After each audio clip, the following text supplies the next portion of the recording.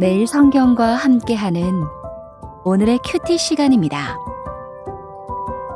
1월 25일 오늘의 말씀은 마태복음 4장 12절에서 25절입니다.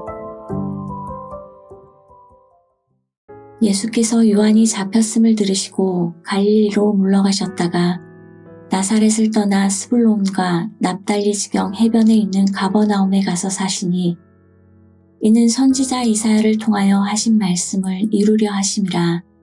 일러스되 스불론 땅과 납달리 땅과 요단강 저편 해변길과 이방의 갈릴리여, 흑암에 앉은 백성이 큰 빛을 보았고 사망의 땅과 그늘에 앉은 자들에게 빛이 빛이었도다 하였느니라.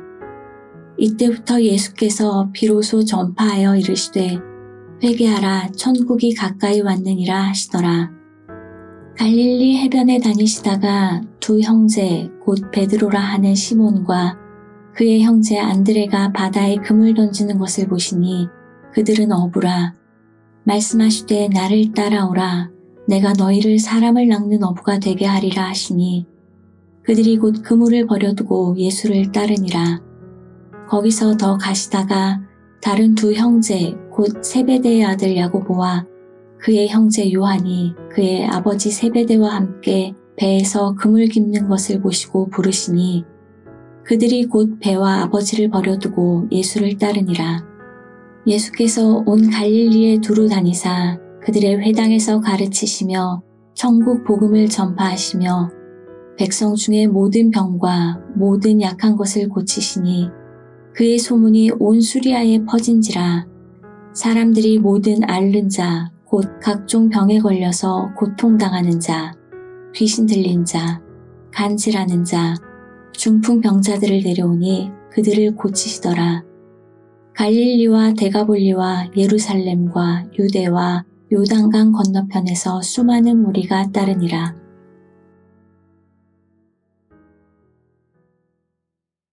대중들이 주목하던 요한의 세례운동을 이어받는 것이 예수님의 메시아 사역에 효과적일 것 같지만 하나님의 역사는 그렇게 진행되지 않습니다. 세례 요한은 투옥됩니다. 그리고 요단강에서 세례를 주시던 예수님은 가장 주목받던 그 장소를 떠나 갈릴리로 물러나십니다. 세례운동은 예표적인 서막이었고 본격적인 사역은 가버나움에서 시작되는 것입니다. 가버나움은 예수님의 본동네로 불릴 만큼 공생의 사역의 본거지가 됩니다. 대중의 기대와는 너무도 다른 메시아의 행보입니다. 메시아는 유대인의 주요 도시나 종교 중심지에서 출현하고 활보해야 마땅해 보이는데 말입니다. 가버나움이 위치한 스불론, 납달리, 갈릴리 지역은 이스라엘의 맨 끝 경계로 주류에서 가장 먼 지역, 적국과 맞닿아 있어 외침이 끊이지 않던 곳, 그래서 거의 이방 땅처럼 취급받던 장소입니다. 그래서 이사야는 예언하길 이스라엘의 회복은 스불론, 납달리, 갈릴리 지역조차 빛날 정도로 찬란할 거라 했습니다.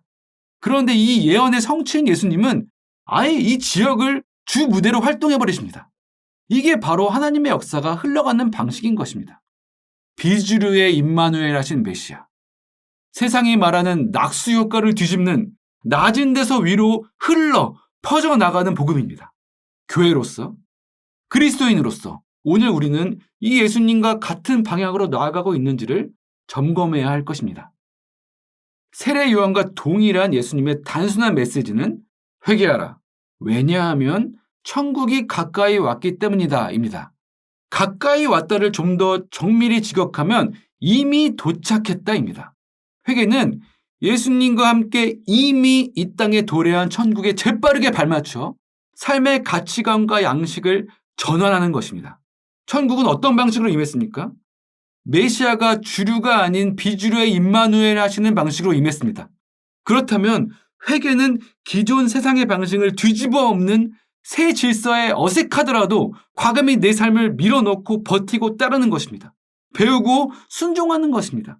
습관을 들이고 변화로 굳어지게 하는 것입니다. 회개를 고작 죄책감 해소와 구원받은 느낌의 확인의 기제로 사용한다면 예수님은 독사의 자식들아, 누가 너희를 가르쳐 임박한 진노를 피하라 하더냐? 라고 답하실 것입니다. 예수님은 제자들을 부르시며 나를 따라오라 말씀하십니다. 직역하면 내 뒤로 오라는 뜻입니다. 제자들은 회개의 본보기입니다. 회개란 예수님 뒤에 바짝 붙어 따르며 그분이 정복해 가시는 세상의 질서를 그대로 뒤따르는 것입니다. 따르기 위해 제자들은 버립니다. 그물을 버리고 배를 버리고 아버지를 버립니다. 물론 이것을 회개하기 위해서는 재산도 버리고 가족도 버려야 한다는 식으로 적용해서는 안 될 것입니다. 그럼에도 제자들이 보여준 이 버림의 본질은 여전히 동일합니다. 가까이 온 천국에 내 삶의 양식을 끼워 맞추기 위해서는 내가 이전에 세상에서 답습해온 삶의 방식을 붕괴시켜야 합니다. 그러므로 회개의 다른 이름은 따름과 버림입니다. 내가 믿고 의지하던 것을 버리고 예수님을 삶의 이유와 목적과 동력으로 삼는 일입니다. 먼저 나를 찾아오신 주님과의 만남 때문에 다 놔두고 떠나도 아깝지가 않고 도리어 수지 많은 인생이라고 믿는 것입니다. 버려두고 따르니라 라는 단어가 오늘 반복되고 있는데 이렇게 반복되는 단어가 하나 더 있죠. 무엇입니까? 곧이라는 단어입니다. 회개에 요구되는 것은 곧, 즉 신속함입니다. 옛것은 신속히 붕괴시키고 새것은 신속히 모방하는 것. 그것이 회개하라. 천국이 가까이 왔느니라에 대한 오늘 우리의 반응이기를 소망합니다. 기도하겠습니다. 먼저 나를 찾아와 불러주신 주님, 버릴 것 어서 버리고 오라 하신 곳이 어디든 따를 수 있도록 힘을 주시옵소서. 제 삶이 날마다 진정한 회개로 채워지도록 항상 일깨워 주시옵소서. 예수님의 이름으로 기도합니다. 아멘.